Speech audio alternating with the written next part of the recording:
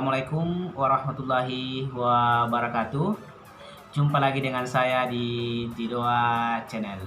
Oke guys, pada kesempatan kali ini atau pada video kali ini saya akan kembali membahas bagaimana cara beli atau transaksi jual beli motor yang tidak lengkap atau BPKB-nya hilang, atau dengan alasan si penjualnya itu mengatakan bahwa BPKB-nya hilang. Nah, saran saya bagi kawan-kawan yang pemburu atau pencari motor second atau motor pakaian itu, alangkah lebih baiknya kawan-kawan itu membeli yang tidak memiliki masalah atau dalam artian surat-suratnya itu lengkap. Toh apabila kawan-kawan misalnya mau beli atau ingin beli tetapi tidak lengkap atau ada yang hilang macam BPKB-nya, maka hal yang paling pertama kawan-kawan perlu lakukan itu adalah yang pertama, kalau misalnya transaksi itu dilakukan secara individu atau dengan melalui tangan pertama dengan alasan bahwa BPKB motornya tersebut hilang, maka langkah yang pertama kawan-kawan lakukan itu adalah dengan mencek data-data kendaraan tersebut di Samsat terdekat. Karena jangan sampai motor tersebut yang dijual adalah merupakan motor yang statusnya masih dalam status cicilan atau BPKB-nya itu masih di leasing, seperti itu.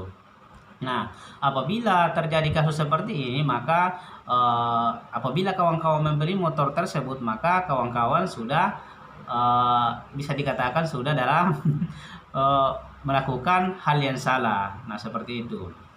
Nah, untuk mengetahui bahwa motor tersebut benar-benar BPKB-nya hilang, maka kawan-kawan yang paling pertama Anda lakukan adalah mencek keadaan atau mencek data-data kendaraan tersebut di Samsat terdekat.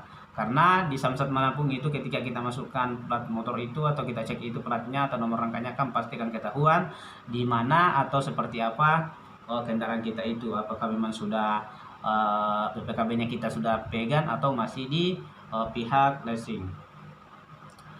Kemudian setelah mengecek kendaraannya itu, untuk melengkapi dasar kita atau bukti kita, misalnya di kemudian hari ada terjadi apa-apa, maka kita juga bisa melibatkan pemerintah setempat atau pihak kepolisian dalam transaksi yang kita lakukan.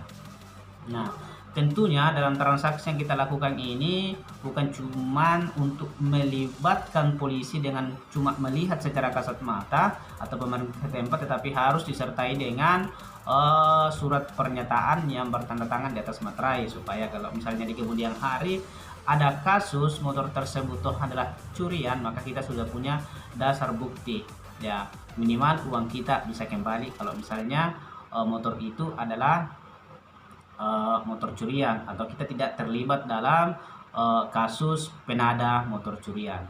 Kemudian kasus yang kedua, nah apabila kita misalnya membeli di lembaga tertentu atau makelar, maka harusnya dalam proses transaksi jual beli itu kawan-kawan tidak lupa meminta atau mengambil kwitansi jual beli motor tersebut. Nah, kwitansinya itu berisi stempel basah dan tanda tangan si penjual. Nah, selain dari kwitansi ini juga kawan-kawan perlu mencek baik-baik bagaimana kondisi motor tersebut, apakah betul-betul BPKB-nya hilang atau itu adalah motor tarikan atau motor curian. Karena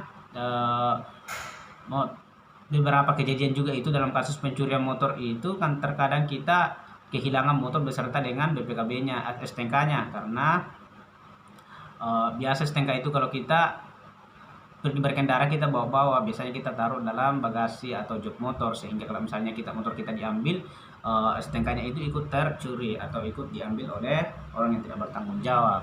Nah, sehingga dijuallah motor tersebut dengan beralasan atau bernada bahwa BPKB-nya hilang dengan harga yang murah. Nah, saran saya bagi kawan-kawan, lakukan seperti yang tadi, untuk menjaga keamanan motor yang kita beli dan diri kita agar tidak terlibat dalam kasus pidana.